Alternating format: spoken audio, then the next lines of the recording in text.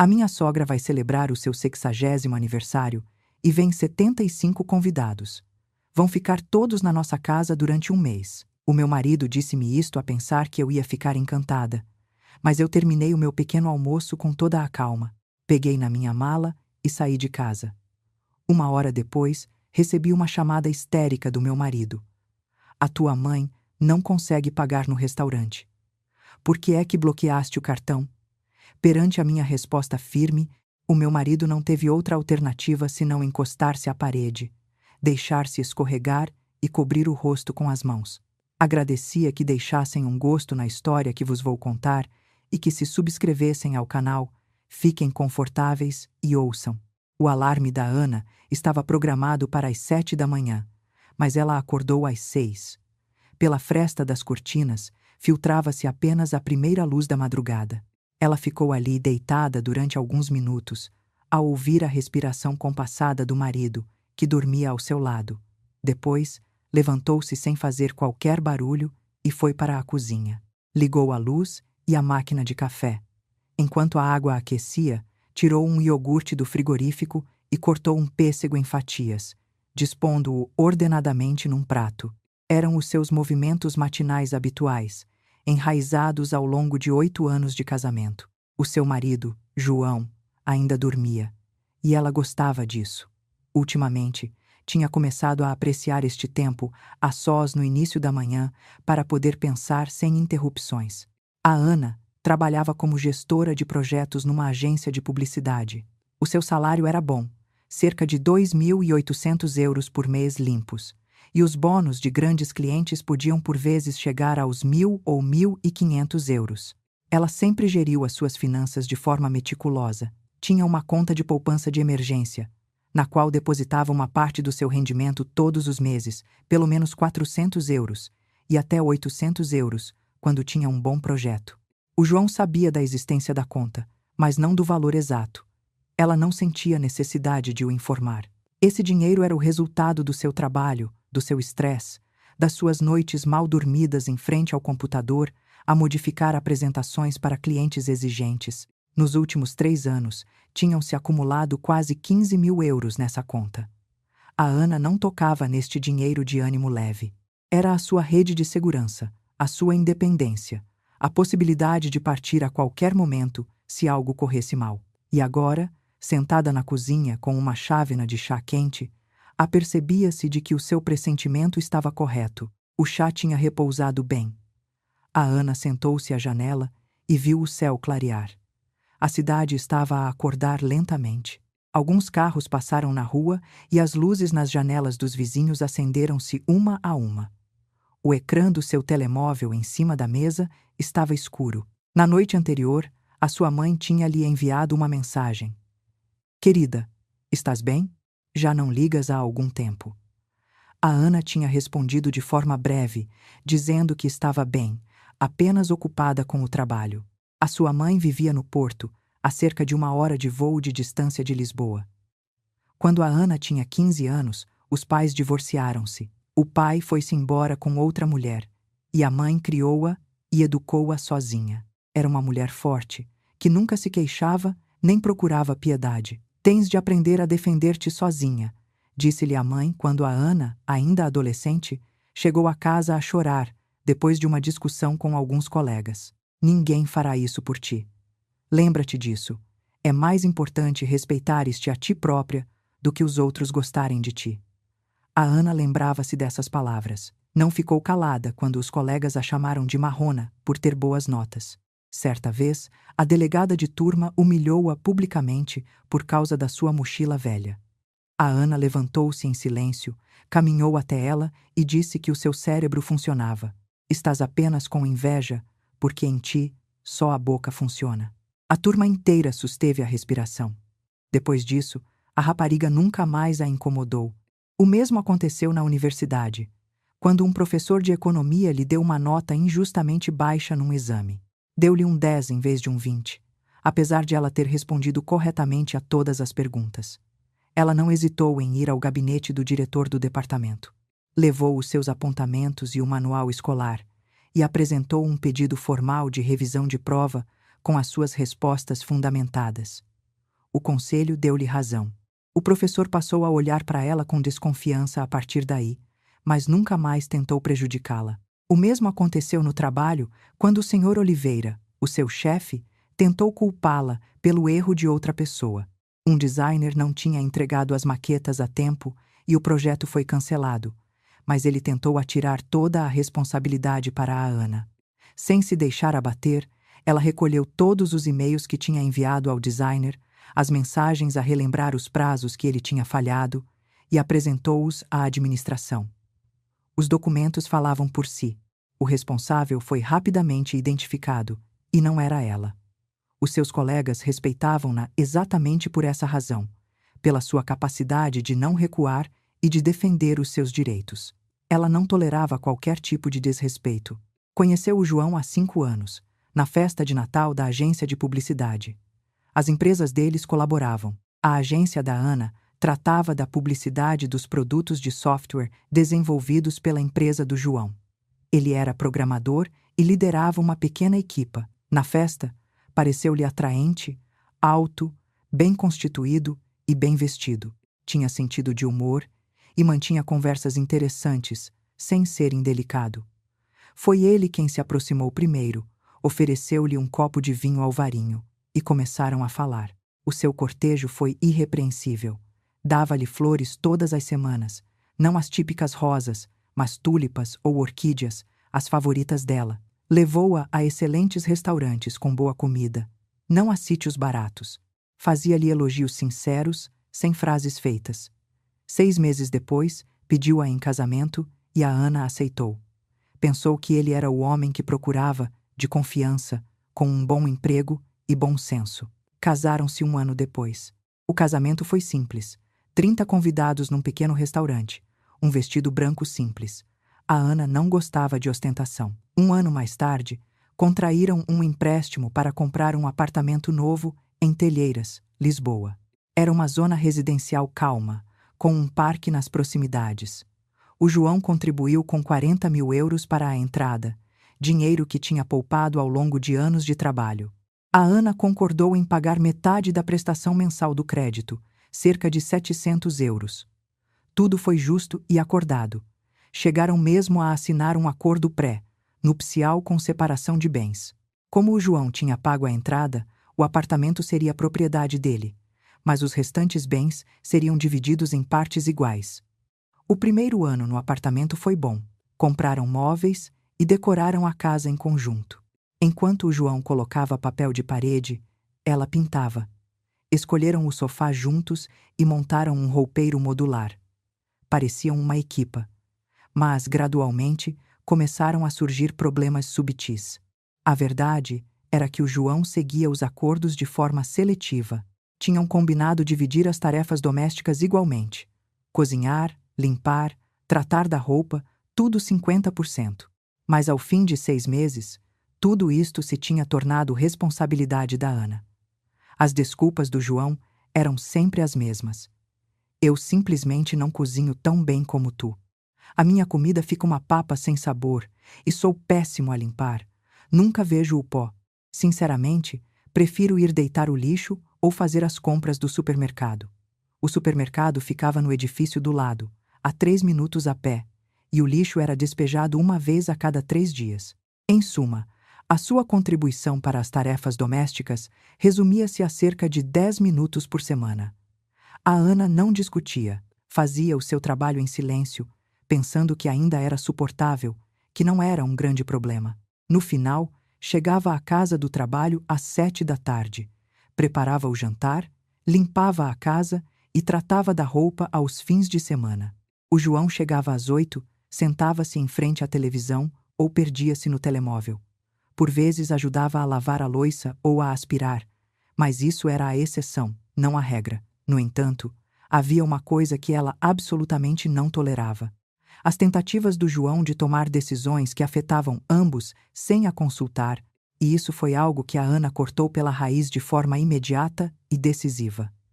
O primeiro incidente ocorreu há 1 ano. Numa sexta-feira à tarde, o João tinha convidado os amigos para o fim de semana sem lhe dizer nada. A Ana chegou a casa por volta das 7, exausta após uma semana difícil. tinha ficado a trabalhar até mais tarde para fechar um grande projeto. Sonhava apenas com uma coisa: tomar um banho, deitar-se no sofá com um livro e não pensar em nada. Mas quando abriu a porta do apartamento, 3 homens com cervejas e pizzas já lá estavam instalados. A mesa estava coberta de garrafas, e o ar era uma mistura de comida e fumo. Alguém estava a fumar na varanda. "Já chegaste!" exclamou o João animado. "Os meus amigos vieram cá. Vamos ver o jogo de futebol. Este é o Bernardo, o Diogo e o Miguel, amigos da universidade." A Ana, sem dizer uma palavra, foi para o quarto e fechou a porta. Descalçou-se e vestiu uma roupa confortável. Estava a ferver por dentro, mas manteve a compostura. Quando voltou à sala, os amigos do João já estavam a gritar enquanto viam o jogo. Olhou para o marido com olhos frios e disse com uma voz baixa, mas muito clara, para o João ir lá um momento. Intrigado, ele seguiu-a.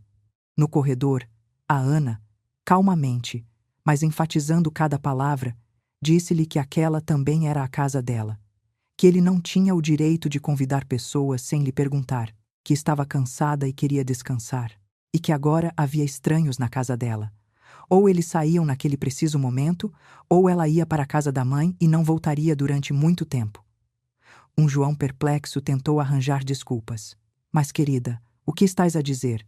Eles vão-se embora em breve. Só vão ficar um par de horas para ver o jogo. Não está certo expulsá-los. Isso é muito duro." A Ana repetiu friamente. "Eles ou eu. Tu decides." O João percebeu que ela não estava a brincar e cedeu. Voltou para os amigos e disse-lhes que tinha surgido um imprevisto, que a mulher não se estava a sentir bem e que tinham de ir ao hospital. Os amigos olharam uns para os outros, aborrecidos. Um deles bateu com o dedo na testa, mas recolheram as coisas e saíram. Ao saírem, um deles, o Bernardo, disse ao João que ele tinha de pôr a mulher na linha, senão ela ia passar-lhe por cima.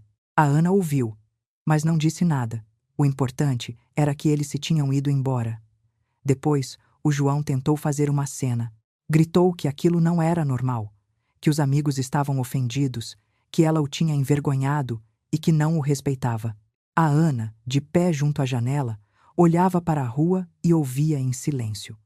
Quando ele se cansou e se calou, ela perguntou se ele a tinha percebido, para nunca mais voltar a fazer aquilo. Para a próxima, que a avisasse e perguntasse se havia problema, e a seguir foi dormir para o sofá da sala, ostensivamente levando uma almofada e um cobertor. O João ficou parado à porta a murmurar qualquer coisa, mas ela não respondeu. Durante uma semana, mal se falaram. Quando a Ana chegava do trabalho, preparava o jantar apenas para si, comia em silêncio e trancava-se no quarto. O João tentou falar com ela várias vezes, mas ela respondia com monossílabos. O ambiente estava gélido.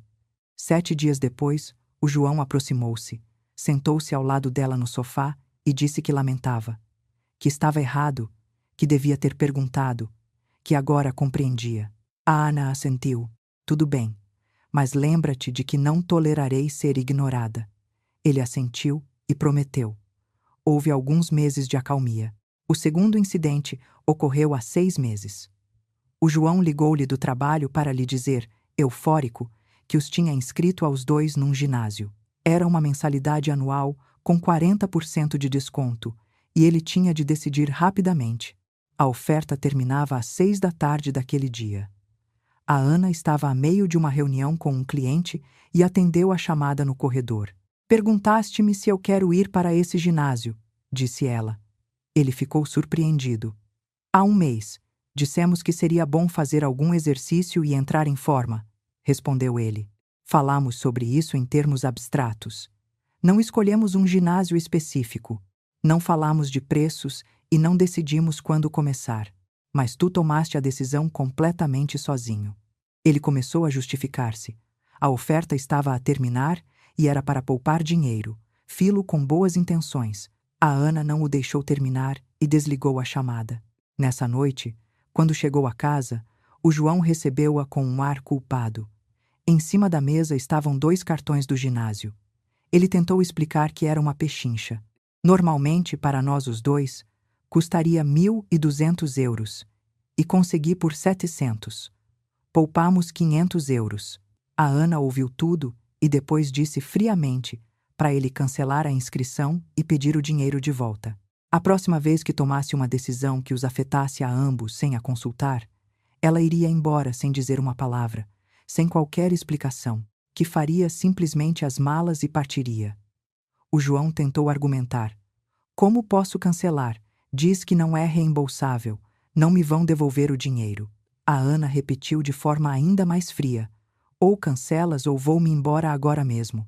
Levantou-se, foi para o quarto, tirou uma mala do roupeiro e começou a fazer as malas. O João correu atrás dela. O que estás a fazer? Não te vais mesmo embora, pois não? Ela continuou a fazer as malas em silêncio. Vendo que ela não estava a brincar, ele pegou no telemóvel, ligou para o ginásio, gritou, discutiu com o gerente e ameaçou apresentar queixa na DECO. Meia hora depois, voltou e disse que estava resolvido, que iam devolver o dinheiro em 3 dias. A Ana assentiu, desfez a mala e arrumou as coisas. A partir daí, o João tornou-se mais cauteloso, mas isso não durou muito. O problema era mais profundo. O João tinha sido criado num lar onde a mãe dirigia tudo e o pai obedecia em silêncio. Era assim que as coisas funcionavam na sua casa. A sogra, Dona Fátima, decidia e os outros cumpriam. Onde ir de férias, o que jantar, que papel de parede escolher, que carro comprar, ela decidia tudo. O pai do João era um homem calado. Trabalhou a vida inteira como engenheiro numa fábrica e, quando chegava a casa exausto, não tinha energia para discutir com a mulher. Era mais fácil concordar. O João tinha absorvido este modelo, mas via-se no papel de diretor, não no do pai. Acreditava sinceramente que, numa família, o homem devia tomar as decisões e a mulher devia apoiá-lo. A Ana compreendia isto e pensava que um dia algo aconteceria que a faria simplesmente virar costas e ir embora. A questão era, qual seria a gota de água? Nos últimos 3 meses, o João andava a falar muitas vezes com a mãe. A sogra, que vivia na Figueira da Foz, estava viúva há 5 anos. O pai do João tinha morrido subitamente de um ataque cardíaco no trabalho. Desde então, a sogra tinha ficado ainda mais apegada ao João, o seu único filho. Ligava-lhe todos os dias, às vezes 2 ou 3 vezes, para lhe contar coisas triviais, queixar-se dos vizinhos barulhentos, dos preços nas mercearias, do mau tempo e para lhe dar conselhos sobre como devia viver com a Ana. Ó João, diz a tua mulher para te fazer um bom cabrito assado no forno mais vezes. Um homem precisa de uma refeição substancial. João, para quando um bebê? Vou fazer 60 anos em breve e quero ter um neto nos braços. A Ana ouvia estas conversas em silêncio. Via a sogra um par de vezes por ano. Em raras ocasiões, a Dona Fátima vinha visitá-los durante uma semana, às vezes 2, carregada de enormes sacos cheios de doces caseiros, compotas, azeite e chouriços. E assim que chegava, começava a dar ordens. Querida, não se guardam os tachos assim. Põe-se desta outra maneira. Ana, por que puseste estas cortinas? Devias ter escolhido umas mais claras. Ai, o meu filho está tão magro. Não lhe estás a dar de comer? Criticava tudo, as obras, os móveis, a comida, a limpeza, e tentava ensinar-lhes como fazer tudo à maneira dela. A Ana suportava-a até ela ultrapassar os seus limites pessoais. Quando chegava esse momento, ela simplesmente levantava-se, ia para outra divisão e fechava a porta. Punha os auscultadores e lia. Trabalhava ou saía de casa com qualquer desculpa. Tenho de ir ao supermercado. Vou encontrar-me com uma amiga. Preciso de passar pelo escritório. E não voltava senão tarde da noite, quando a sogra já estava a dormir. O João ficava desesperado. Como podes tratar a minha mãe assim depois de tudo o que ela faz por vocês?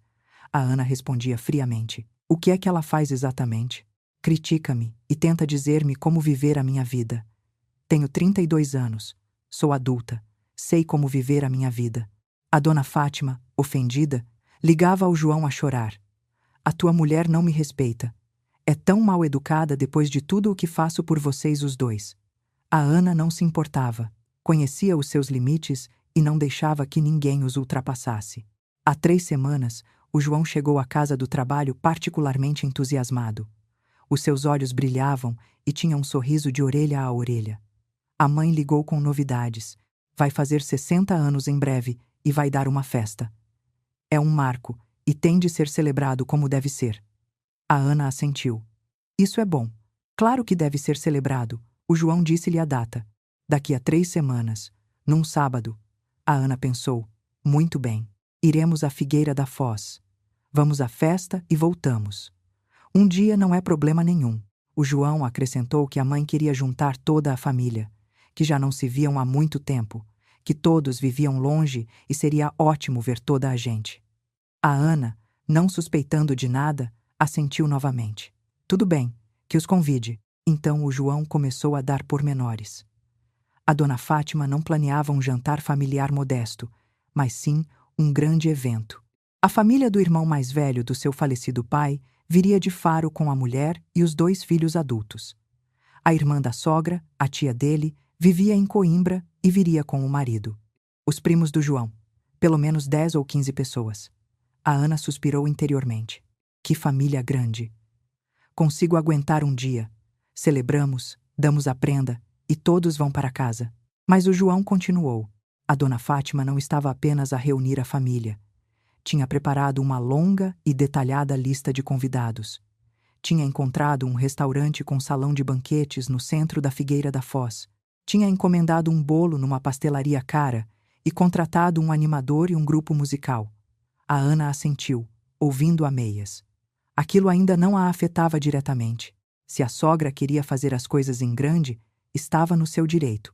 Há 2 semanas, o João deu-lhe mais pormenores sobre o restaurante. Um salão para 100 pessoas, um menu variado, pratos quentes, entradas frias, saladas, sobremesas, música ao vivo, um animador com jogos. É caro. Cerca de 6.000 euros. Mas é o seu 60º aniversário. Só se faz 60 anos uma vez. A Ana levantou os olhos do seu portátil. 100 pessoas. De onde vinham tantos? O João encolheu os ombros. Família, amigos da mãe, vizinhos, colegas de trabalho. A mãe trabalhou numa escola a vida toda. Conhece muita gente. A Ana perguntou quem ia pagar os 6.000 euros. O João hesitou, coçando a cabeça. Bem, calculo que seremos nós. A mãe é reformada. Ela não tem posses. Com a sua reforma de poucas centenas de euros por mês, de onde ia tirar esse dinheiro? A Ana ficou pensativa. 6.000 euros era muito dinheiro. Perguntou. Nós somos eu e tu? Ele assentiu. Sim, somos uma família, não somos? A Ana ponderou a situação. Podia suportar cerca de 3.000 euros. Disse que, da sua parte, dava no máximo 3.000 euros e que ele punha o resto. Combinado? Disse o João, deliciado. Sorriu abertamente. Excelente acordo. Vou dizer à mãe. Ela vai ficar tão feliz. A Ana voltou ao trabalho, pensando que o assunto estava resolvido. Não era a primeira vez que pagavam uma festa. Só esperava que não houvesse mais surpresas, mas houve. Há uma semana, o João abordou um novo tema. Disse que a mãe estava preocupada. Muitos familiares vinham e precisavam de um lugar para ficar. Há hotéis na Figueira da Foz, mas são caros. Um quarto duplo custa entre 80 e 120 euros por noite. Se viessem apenas 20 pessoas, custaria milhares de euros numa semana. Era inviável. Disse que talvez alguns pudessem ficar na casa deles. A Ana olhou para ele, alerta e desconfiada. Na nossa casa? Em Lisboa? Ele assentiu. Sim, por alguns dias, 3 ou 4 pessoas, conseguimos arranjar espaço. Podemos abrir o sofá, cama, comprar um colchão de ar. A Ana abanou a cabeça com firmeza. Não, o nosso apartamento tem 2 quartos. Não há espaço. Que fiquem num hotel ou viajem apenas no dia. O João começou a argumentar. Como podem viajar só para o dia? Vêm de outras cidades. Só a viagem de ida e volta demoraria meio dia. A Ana interrompeu-o. Eu disse que não. É a minha palavra final. O João fez beicinho, mas não insistiu mais. A Ana pensou que o assunto estava arrumado. Há 3 dias, ele voltou a trazer o assunto à baila. Desta vez de forma mais cautelosa e subtil. Disse que a mãe estava muito preocupada. Queria que todos ficassem, não apenas por uns dias, mas por pelo menos mais uma semana. Os parentes não se viam há 5 ou 7 anos e precisavam de tempo para pôr a conversa em dia. A Ana não respondeu. Apenas lhe lançou um olhar longo e frio e saiu da sala. O João percebeu que era melhor não voltar a tocar no assunto. Na noite anterior, o João esteve invulgarmente calado. Quando chegou à casa do trabalho, estava absorto no telemóvel durante o jantar. Os seus dedos voavam sobre o ecrã. Escrevia algo, franzia o sobrolho, por vezes abanava a cabeça. A Ana notou e perguntou-lhe se passava alguma coisa. Sem levantar a cabeça, ele assentiu. Sim, estou a trocar mensagens com a mãe, a finalizar os detalhes para a festa. A Ana encolheu os ombros e voltou ao que estava a fazer, a rever uma apresentação para uma reunião com um cliente no dia seguinte. Agora, de madrugada, sentada na cozinha, bebia o seu chá e pensava que havia algo de suspeito no comportamento do marido. Era claro que ele estava a tramar alguma coisa, mas ainda não se atrevera a contar-lhe. A Ana conhecia bem o João. Em 8 anos, tinha aprendido todos os seus hábitos. Quando queria dizer algo que sabia que ela não iria gostar nada, agia exatamente desta forma. Adiava o momento, andava com rodeios, tentava criar um ambiente favorável. Por isso, hoje ou amanhã, ele iria largar-lhe outra surpresa. A Ana estava preparada. Terminou o chá, passou a chávena por água e deixou-a no lava-loiça. Levantou-se e foi tomar um banho. A água quente lavou os últimos vestígios de sono e tensão. No chuveiro, fechou os olhos e, sob o jato de água, pensou no dia que a esperava. Uma reunião com o cliente às 10 da manhã, depois uma reunião de equipa e trabalho num novo projeto. Um dia normal. Meia hora depois, estava pronta para sair. O João ainda dormia. Ele costumava levantar-se às 8.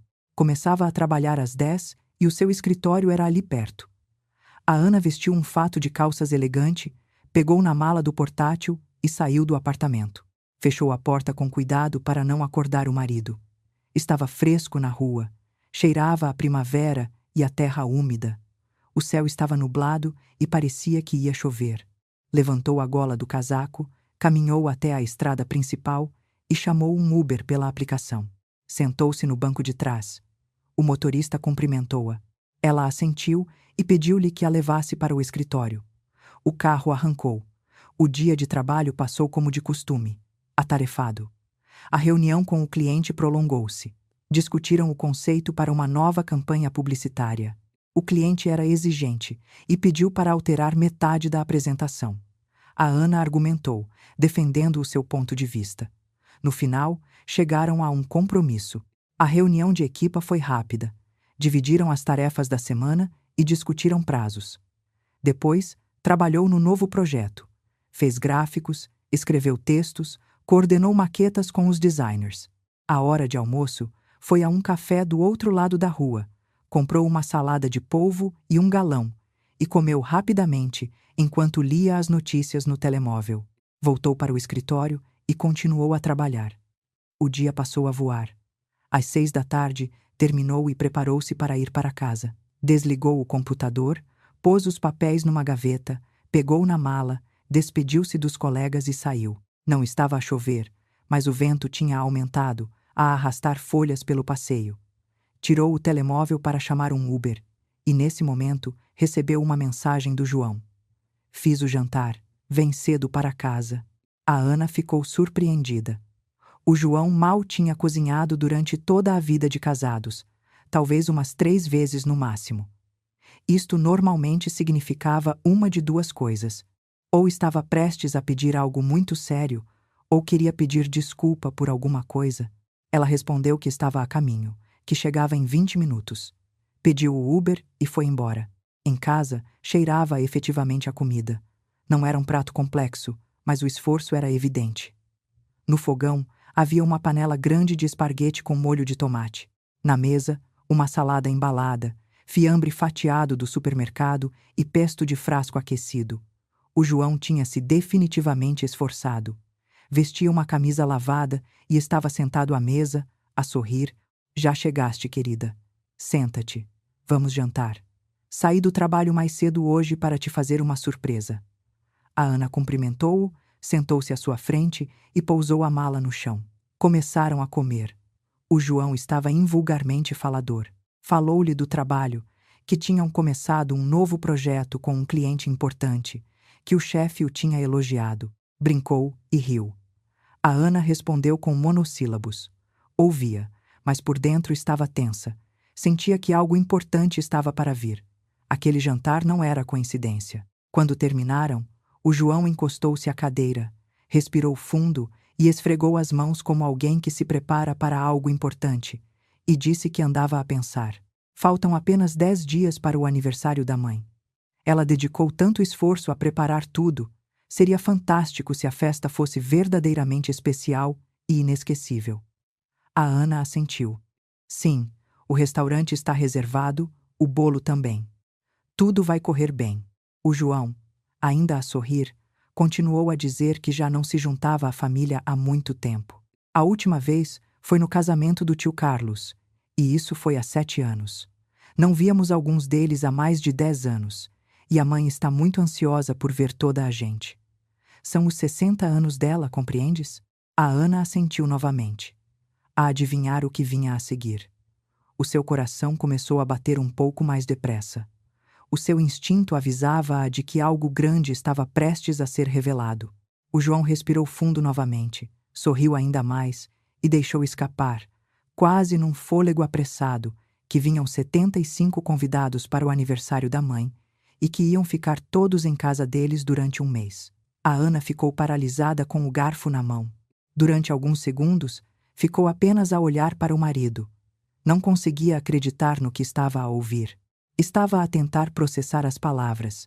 75 convidados durante um mês no seu apartamento de 70 metros quadrados e 2 quartos. O João continuava a sorrir. Esperava claramente que ela batesse palmas de alegria e dissesse que, maravilha! Devia ter imaginado que ela ficaria entusiasmada com a ideia. O que achas? Perguntou ele, sem perder o sorriso. Não é ótimo? A mãe já planeou tudo ao pormenor. Toda a gente vem, até a avó, que tem 85 anos, mas ainda está cheia de energia. A família do tio Carlos, 4 pessoas. A tia Carolina e o marido, 2. A família do primo Marco, 5. A família da prima Sofia. Os primos e parentes distantes que eu nem conheço. Os amigos da mãe, os familiares dela, as colegas da escola onde trabalhou e os vizinhos da Figueira da Foz. A mãe dá, se bem com toda a gente da rua dela. Enfim, uma multidão. Falava sem fôlego, a gesticular. Vamos celebrar em grande. A mãe já preparou um roteiro detalhado para todo o mês. Primeiro dia, a festa oficial no restaurante. Discursos, parabéns, dança. Segundo dia, uma visita por Lisboa. A mãe quer mostrar a cidade a toda a gente, a Torre de Belém, a Beira-Rio. Terceiro dia, um piquenique ao ar livre em Monsanto com um churrasco. Quarto dia, ida ao teatro. A mãe já escolheu um espetáculo de balé. Quinto dia, uma visita a um museu. Quer mostrar-lhes o Museu Calouste Gulbenkian. Sexto dia, uma viagem a Sintra. Uma amiga dela mora lá. E assim por diante, durante o mês inteiro. Algo novo e interessante, todos os dias. Vai ser inesquecível. A Ana continuou a olhar para ele em silêncio. Por dentro, não sentia raiva, mas sim uma calma gélida que tomava conta de si. O João não reparou no seu silêncio e continuou. E vão todos ficar aqui, na nossa casa. A mãe diz. Para que gastar dinheiro em hotéis quando temos o nosso apartamento? Claro que vai ser um bocado apertado, mas somos família, certo? Não faz mal nenhum ficar um bocadinho desconfortável. O importante é estarmos todos juntos. Vamos dar o quarto à avó.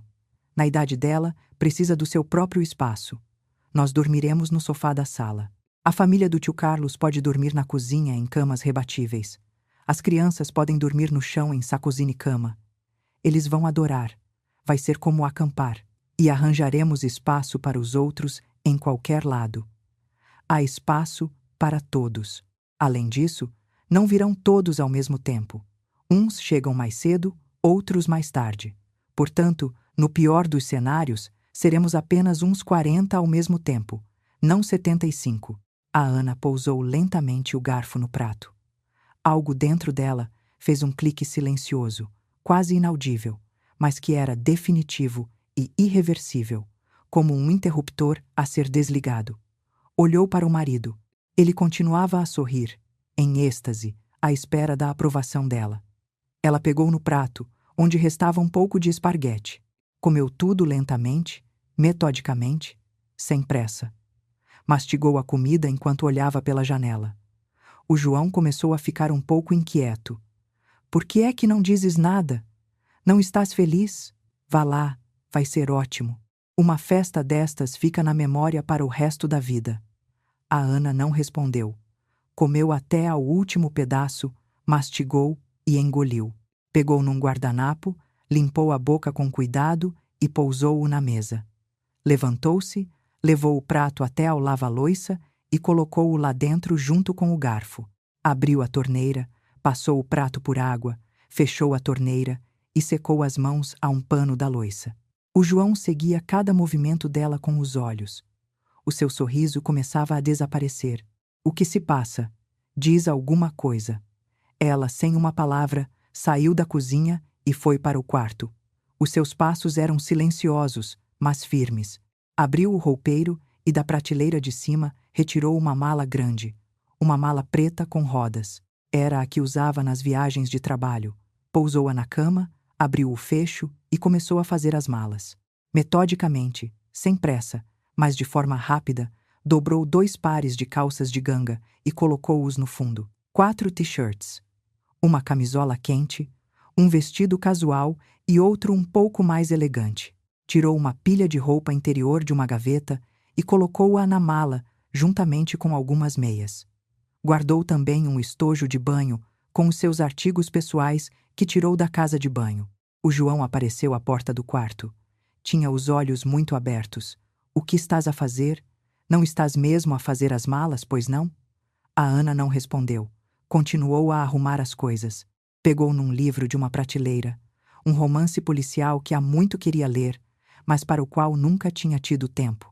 Colocou o carregador do telemóvel, os auscultadores, o cartão de cidadão e todos os seus cartões bancários na mala. Ana, estás a assustar-me. O que se passa? Por que não dizes nada? A voz do João tremia enquanto dava um passo para dentro do quarto. A Ana fechou o fecho da mala e levantou-a. Estava um pouco pesada, mas não importava.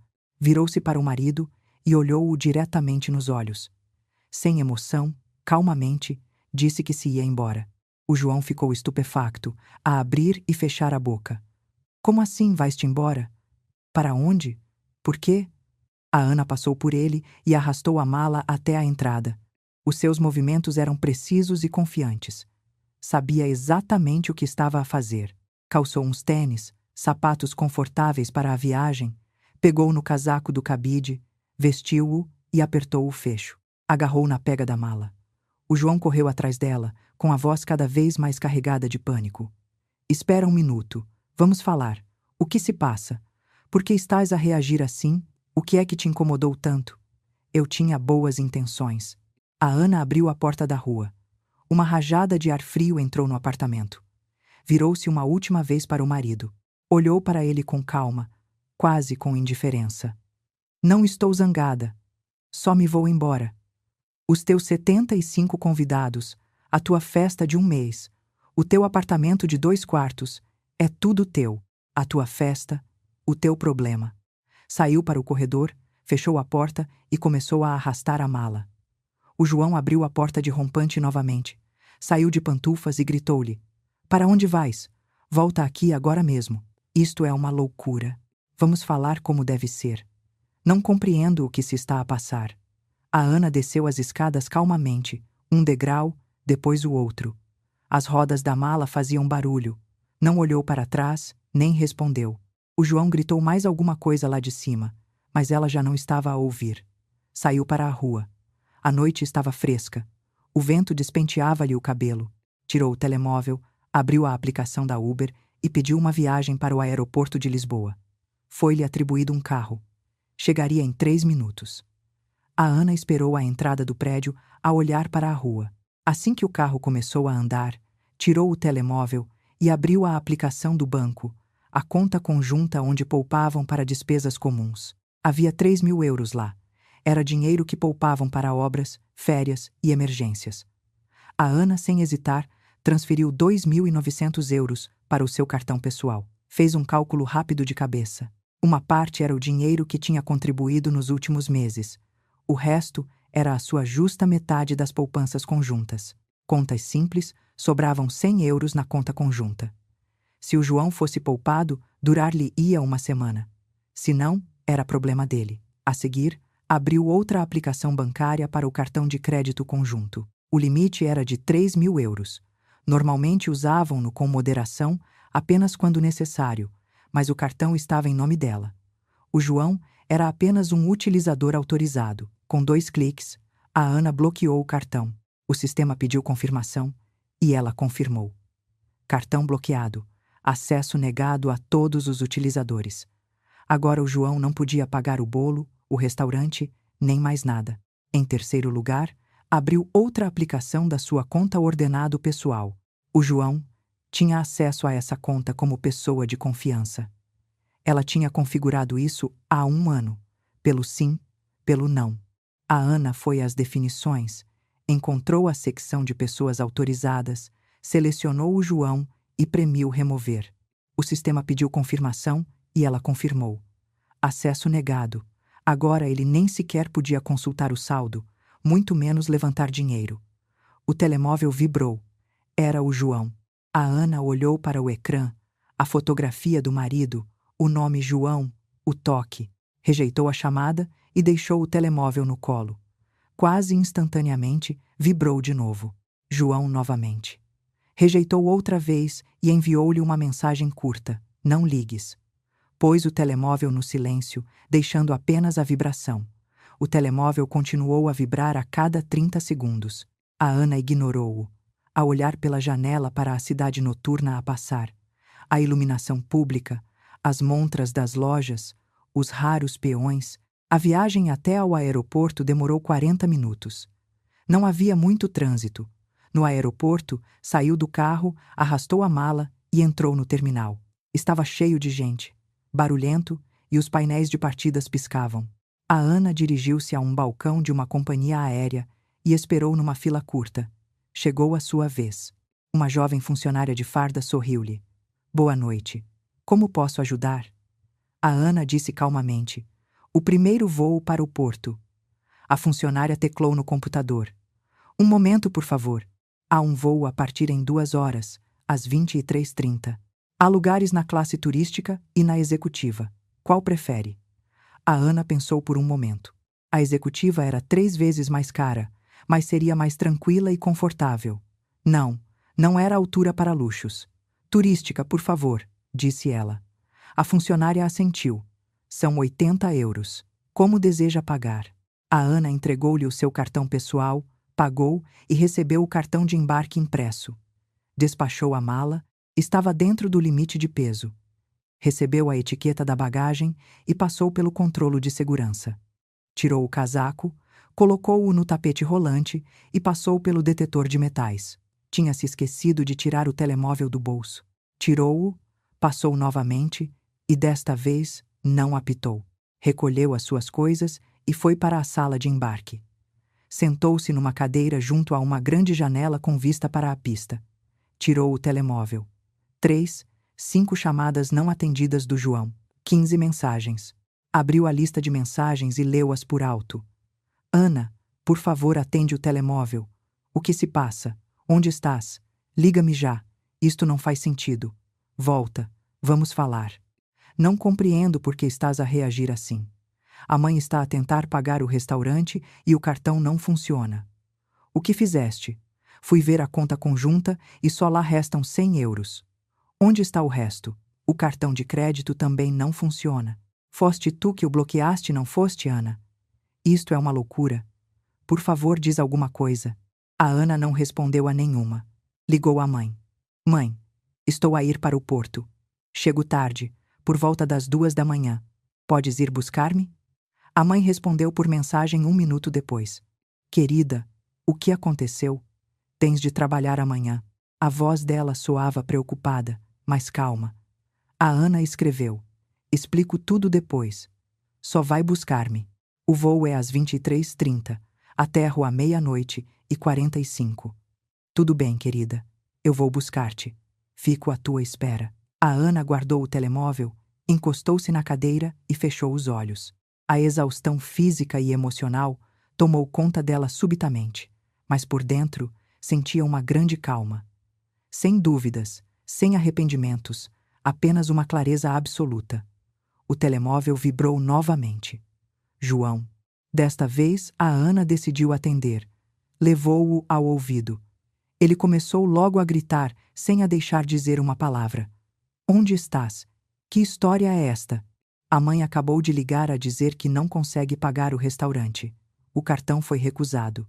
Fui à conta conjunta e só lá restam 100 euros. Onde estão os outros 2.900 euros? Tentei pagar com o cartão de crédito e também está bloqueado. Foste tu. Por quê? Onde raio estás? Quando vens para casa, a voz dele estava a quebrar e ele estava sem fôlego. A Ana ouviu em silêncio, à espera que ele desabafasse. Quando ele fez uma pausa por um momento para recuperar o fôlego, ela disse numa voz plana e sem emoção: Estou no aeroporto.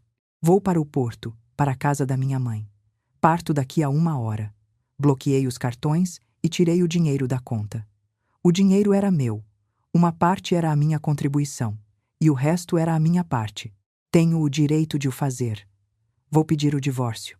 O apartamento é teu, por isso pagas o crédito. Renuncio aos meus direitos sobre ele. Não vou voltar. Lida tu com os teus 75 convidados e com a tua festa de 1 mês.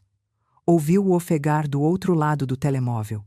Depois um estrondo, como se o telemóvel tivesse caído. De seguida, um som de raspar, como se alguém estivesse a escorregar por uma parede até ao chão, e um baque surdo.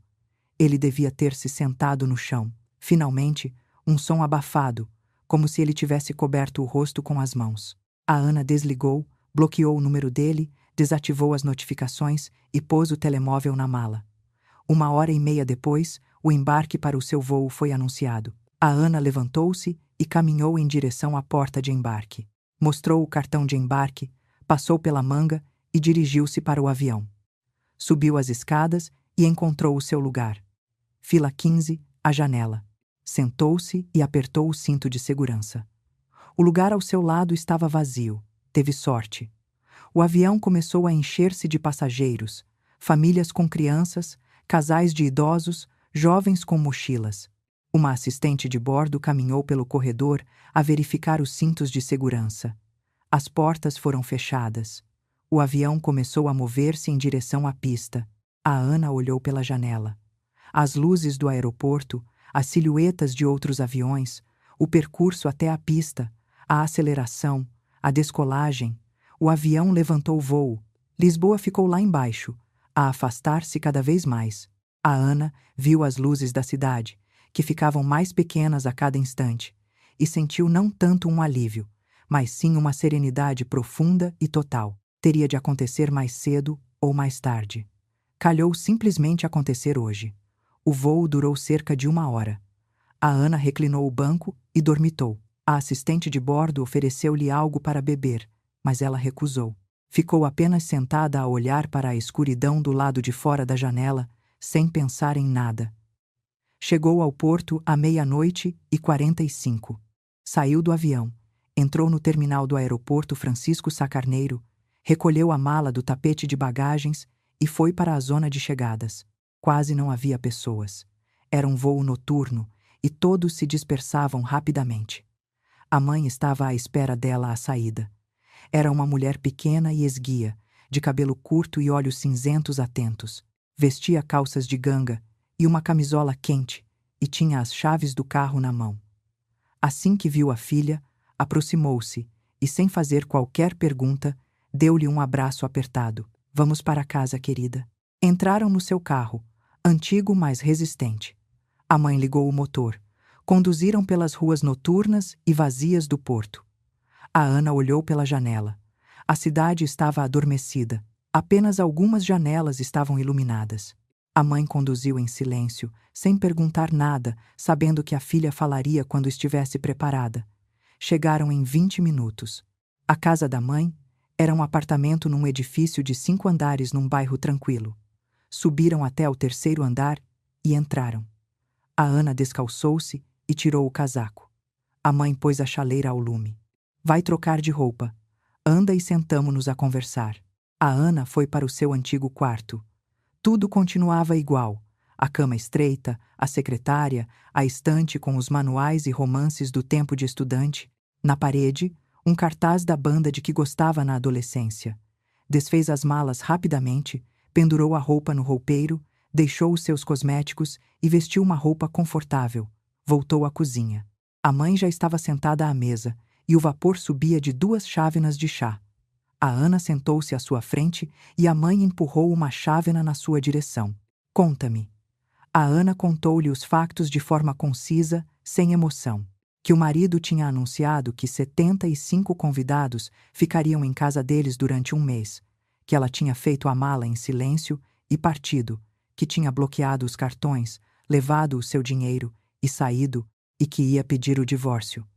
A mãe ouviu, a assentir. O seu rosto estava sereno, mas havia orgulho nos seus olhos. Quando a Ana acabou de falar, a mãe disse: Fizeste o que estava certo. Estou muito orgulhosa de ti, querida. Não deixaste que se aproveitassem de ti. Respeitaste-te, e isso é o mais importante. A Ana sorriu ao de leve. Sabia que a mãe a iria compreender. A mãe serviu mais chá. Fica aqui o tempo que precisares. A minha casa está sempre de portas abertas para ti. Se quiseres ficar, podes procurar emprego aqui ou podes voltar para Lisboa sem aquele fardo. A decisão é tua. A Ana assentiu. Obrigada, mãe. Beberam o chá, lavaram as chávenas e foram cada uma para o seu quarto. A Ana deitou-se na sua cama antiga, estreita mas confortável. Cobriu-se com a manta fina. Lá fora, ouvia o farfalhar das folhas ao vento. Ao longe, um cão ladrou.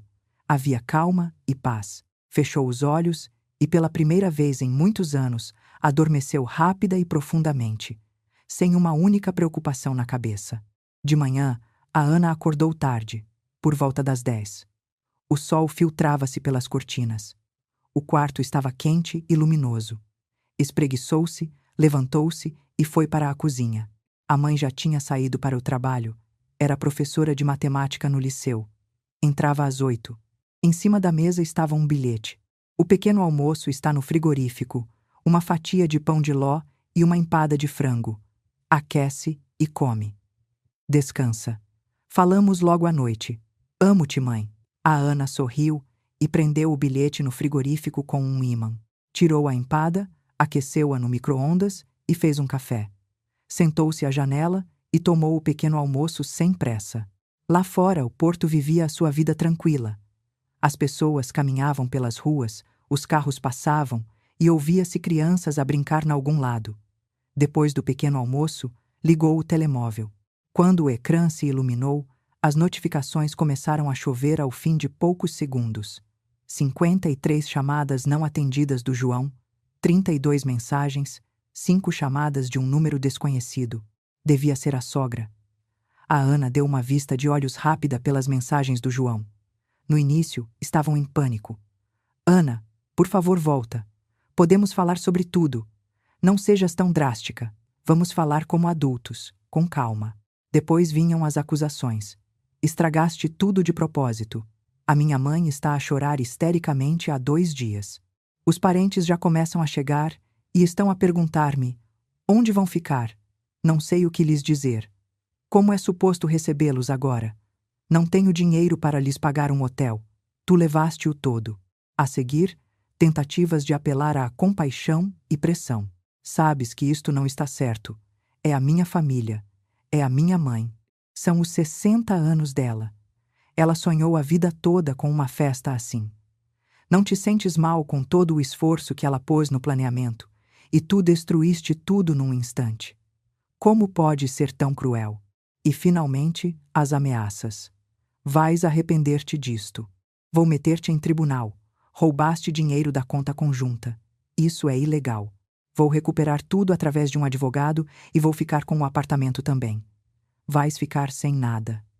A Ana riu-se ao ler a última mensagem. Meter em tribunal? Com que base? Ela tinha tirado o seu próprio dinheiro de uma conta onde ela mesma o tinha depositado. Tinha bloqueado um cartão emitido em seu nome. Legalmente, tudo estava impecavelmente limpo. Não havia infração. O acordo pré-nupcial com separação de bens que assinaram há 3 anos deixava as coisas claras. Como o João tinha pago a entrada, o apartamento era dele. A Ana tinha concordado na altura sem pensar muito. Agora, não reclamava quaisquer direitos sobre o apartamento e ficava contente por lhe deixar, com todas as dívidas e o crédito habitação. Para deixar as coisas claras, enviou uma única e breve mensagem ao João. Não precisas de ir a um advogado. É um desperdício de dinheiro. O apartamento é teu. Não reclamo quaisquer direitos sobre ele. Vou dar entrada com os papéis do divórcio por mútuo consentimento esta semana. Não há nada a dividir. Não temos bens conjuntos nem filhos. Tudo será o mais simples e rápido possível. Não me voltes a contactar. Enviou a mensagem e bloqueou o número dele. A seguir, a Ana abriu o e-mail de trabalho e escreveu uma mensagem ao Sr. Oliveira, o seu chefe. Caro Sr. Oliveira, devido a um grave problema familiar, vejo-me forçada a solicitar uma licença sem vencimento de 2 semanas. Todos os projetos em curso foram ontem delegados no meu colega Vasco. Ele sabe de todos os detalhes e já lhe forneci a documentação e os contactos dos clientes. Se a situação o permitir, regressarei no dia 15. Peço desculpa por qualquer inconveniente. Enviar. O Sr. Oliveira respondeu em 40 minutos. Ana, não se preocupe. A família está em primeiro lugar. O Vasco toma conta do recado. Não se rale. Se precisar de alguma coisa, diga-me. Fique bem. Ele devia ter pensado que alguém estava doente. A Ana não ofereceu mais explicações. Fechou o e-mail, levantou-se e foi à varanda apanhar um pouco de ar fresco. O porto recebeu-a com um sol brilhante e uma temperatura amena. Ao longe, sentia o cheiro a maresia. A costa ficava perto e o vento trazia o odor salgado. Nas varandas dos vizinhos havia roupa estendida a secar e vasos com flores. Cá embaixo, algures, as crianças riam e brincavam. A Ana, de pé a olhar para a cidade, pensava no futuro. O divórcio, talvez uma mudança de emprego, uma mudança total. Mas por alguma razão não sentia medo. Pelo contrário, sentia uma leveza e uma liberdade interiores, como se tivesse tirado uma mochila pesada que andara a carregar durante anos. O telemóvel tocou. Um número desconhecido com o indicativo da Figueira da Foz.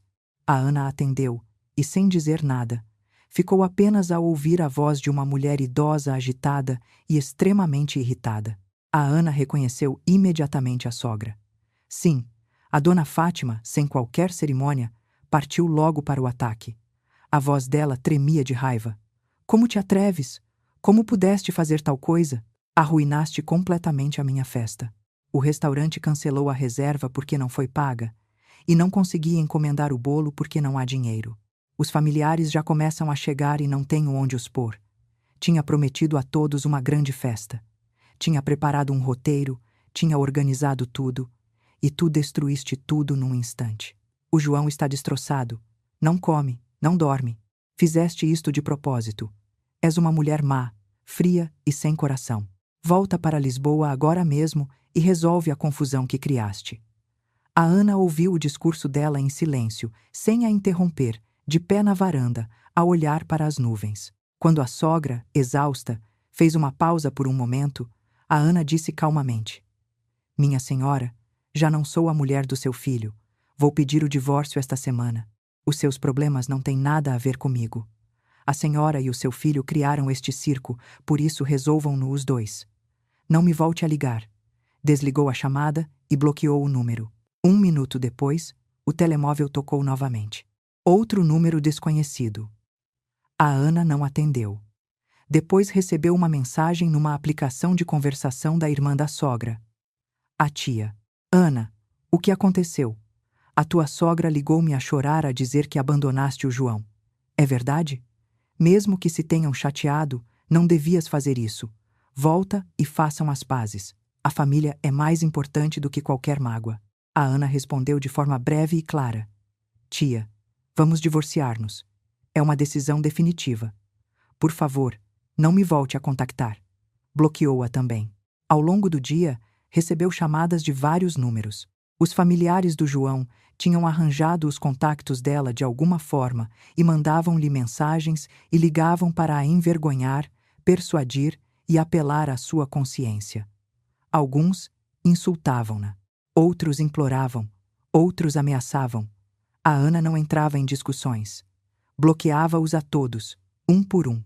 Ao final do dia, farta de tudo aquilo, desligou simplesmente o telemóvel por completo. Decidiu deixá-lo desligado durante uns dias. A mãe chegou à casa do trabalho às 6, depois de ter ido às compras. Prepararam o jantar juntas. Fizeram ovos mexidos com farinheira e cogumelos e uma salada de vegetais frescos. Comeram na cozinha à conversa. A mãe falou do trabalho, dos alunos que umas vezes lhe davam alegrias e outras decepções. A Ana ouvia e assentia de vez em quando. Depois do jantar, a mãe perguntou-lhe diretamente: Tens a certeza da tua decisão? O divórcio é um passo importante. A Ana assentiu sem hesitar, completamente segura. Não consigo viver com alguém que não me respeita, que toma decisões por mim sem me consultar. Tentei explicar-lhe. Impus limites. Ele prometia, mas nada mudava. 75 convidados durante um mês. Essa foi a gota de água. A mãe abraçou-a. Então é a decisão correta. Mais vale só do que mal acompanhada. Vais ultrapassar isto. És forte, e eu estarei sempre a teu lado. A Ana encostou-se à mãe e sentiu o seu calor e apoio. Obrigada por estares aqui, mãe. No dia seguinte, quarta-feira, a Ana foi à conservatória do Registro Civil no Porto. Era um edifício antigo, mas limpo e arrumado no interior. Dirigiu-se ao balcão onde se entregavam os requerimentos. Uma mulher de meia-idade com óculos olhou para ela. Como posso ajudar? Quero dar entrada com um processo de divórcio. A Ana entregou-lhe o cartão de cidadão e a certidão de casamento. A funcionária pegou nos documentos e analisou-os. Tem filhos menores? Não. Alguma disputa de bens? Não. Está tudo resolvido. O seu cônjuge concorda com o divórcio? Presumo que sim. E se não, quero avançar sem ele. A funcionária assentiu. Muito bem. Preencha este requerimento. Tem aqui o formulário. Entregou-lhe um papel. A Ana preencheu o formulário. Nome, data de nascimento, morada, motivo do divórcio. No motivo, escreveu de forma sucinta, mútuo acordo sem partilha de bens. Assinou e devolveu o formulário. A funcionária reviu e carimbou-o. São 280 euros de custas. Pague ali na máquina e traga-me o talão. A Ana pagou, regressou e entregou-lhe o talão. A funcionária deu-lhe um comprovativo. O divórcio será processado num mês, no dia 14. É obrigatória a presença de ambos para o mútuo consentimento. Se ele não aparecer, o processo terá de seguir a via litigiosa, mas confie que se resolverá. A certidão de divórcio é emitida no próprio dia. A Ana agradeceu-lhe e saiu da conservatória. Entrou num café em frente, pediu uma bica e sentou-se à janela a ver as pessoas a passar. As pessoas iam e vinham, atarefadas com as suas coisas. Umas sorriam, outras estavam de sobrolho franzido.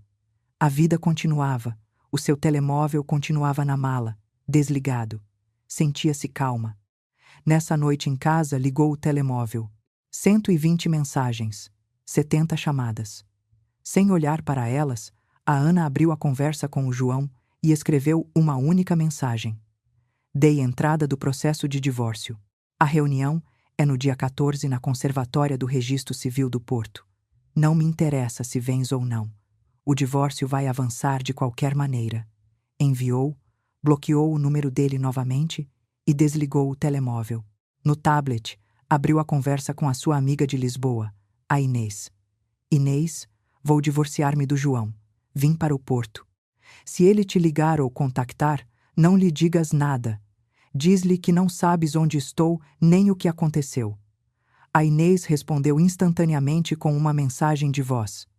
Ana, finalmente, estou tão feliz por ti. Sinceramente, sempre achei que ele não era o homem certo para ti. Fizeste o que estava certo. Mando-te muita força. Se precisares de alguma coisa, diz-me. Ajudarei no que puder. Um beijo. E depois por texto. Mas o que aconteceu? Podes contar-me? A Ana contou-lhe resumidamente sobre os 75 convidados, o mês inteiro, a sua partida, os cartões bloqueados. A Inês mandou um emoji a bater palmas e vários pontos de exclamação. És uma heroína. Admiro-te. O João é um idiota e a mãe dele é completamente louca. Fizeste muito bem. Já devias ter feito isto há mais tempo. Cabeça erguida, amiga. Temos de nos ver quando vieres a Lisboa. A Ana sorriu e respondeu. Obrigada, Inês. És a melhor. Fechou o tablet. Os dias seguintes passaram calma e regularmente. A Ana descansou, passeou pelo porto, foi ao parque, sentou-se num banco a ler e encontrou-se com as velhas amigas de escola, a Sara e a Emília. Elas ficaram surpreendidas e felizes, e encontraram-se num café para conversar, recordar os velhos tempos e pôr a conversa em dia. A Ana não entrou em pormenores, apenas lhes contou a história por alto, que se ia divorciar e que planeava ficar no Porto durante uns tempos. Uma semana depois, numa sexta-feira, o João recebeu a notificação da Conservatória do Porto. Enviou uma mensagem à Ana. Recebi a notificação. Estarei aí no dia 14. A Ana leu, mas não respondeu. O dia 14 chegou. A Ana vestiu-se normalmente. Calças de ganga, uma blusa branca, um casaco leve. Não era um dia especial. Às 11 da manhã, a hora marcada, chegou à conservatória. O João já estava à entrada. Tinha um péssimo aspecto. Estava cadavérico, com olheiras fundas. A barba por fazer, vestia uma camisa amarrotada e umas calças de ganga velhas. Ao ver a Ana, aproximou-se e tentou falar com ela. Ana, ouve. Acho que estamos a precipitar as coisas. Por que não falamos de tudo outra vez e tentamos resolver as coisas? Ela interrompeu-o friamente. Não é preciso, João. Está tudo decidido. Vamos apenas assinar os papéis e seguir caminhos separados. Ele calou-se, baixou a cabeça e assentiu. Entraram no edifício, subiram até ao gabinete. A mesma funcionária de óculos reviu os documentos deles e fez as perguntas da praxe. Concordam ambos com o divórcio? A Ana disse que sim. O João, após um momento de silêncio, disse baixinho. Sim. Tem alguma reclamação a fazer um contra o outro? A Ana disse que não. E o João também. Já resolveram a partilha de bens? A Ana disse que sim. Estava tudo resolvido, e o João assentiu. A funcionária entregou-lhes uns papéis. Assinem aqui e aqui. Assinaram um a seguir ao outro. A funcionária carimbou os documentos, emitiu 2 cópias da certidão de divórcio e entregou uma a cada um. O casamento está dissolvido. Levem as vossas certidões. A Ana pegou na sua certidão e guardou-a na mala. O João ficou a olhar para o seu papel como se não conseguisse acreditar. Saíram do gabinete, desceram as escadas e foram para a rua. Pararam à entrada. O João virou-se para ela. Tinha os olhos vermelhos. Ana, lamento muito. Não queria que as coisas acabassem assim. Percebi que estava errado. É tarde demais, mas agora sei. A Ana olhou para ele calmamente, sem raiva, como se constatasse um facto. Eu sei, mas tu não me respeitaste, João. Tomaste decisões que nos afetavam aos dois sem me consultar. Puseste a tua mãe e os desejos dela à frente de mim e da nossa relação. Tentei explicar-te. Impus limites. Avisei-te. Tu abanavas a cabeça, prometias, mas no fim fazias a mesma coisa de novo. 75 convidados durante um mês. Essa foi a gota de água. Eu já não aguentava mais. O João baixou a cabeça e assentiu. Eu sei. Tarde demais, mas agora percebo. Desculpa. Ficou em silêncio por um momento e depois perguntou em voz baixa. Não queres mesmo a tua parte do apartamento? Eu posso pagar-te. A Ana abanou a cabeça. Não quero. Fica com ele. Não quero nada de ti, João. Nem dinheiro, nem o apartamento. Nada. Só quero seguir em frente sem este peso. Ele assentiu, desorientado. Tudo bem. Nesse caso, desejo-te as maiores felicidades, Ana. Estendeu a mão para se despedir. Ela apertou-lhe brevemente. Para ti também. Virou-se e foi embora sem olhar para trás. Chegou à casa. A mãe estava a trabalhar. A Ana trocou de roupa, fez uma chávena de chá e sentou-se na varanda. Tirou a certidão de divórcio e olhou para os carimbos e as assinaturas. Era uma simples folha de papel, mas significava o fim de um capítulo da sua vida e o início de outro.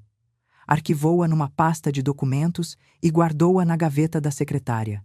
Nessa noite a mãe perguntou-lhe: Como correu? A Ana respondeu: Bem, divorciada.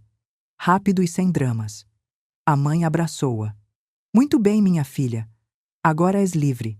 No dia seguinte, sábado, a Ana sentou-se ao portátil, abriu os sites de emprego e começou a procurar trabalho no Porto. Encontrou várias vagas interessantes em agências de publicidade e empresas de marketing. Enviou o seu currículo para 5 delas. Ao fim da tarde, uma delas ligou-lhe para uma entrevista. Na terça-feira, foi a primeira entrevista. A empresa era pequena, mas tinha boa reputação. O diretor, um homem na casa dos 50 anos, analisou cuidadosamente o currículo e fez-lhe perguntas sobre a sua experiência e projetos anteriores. A Ana respondeu com confiança, dando exemplos. A entrevista durou 1 hora. No final, o diretor disse: Gostei de si.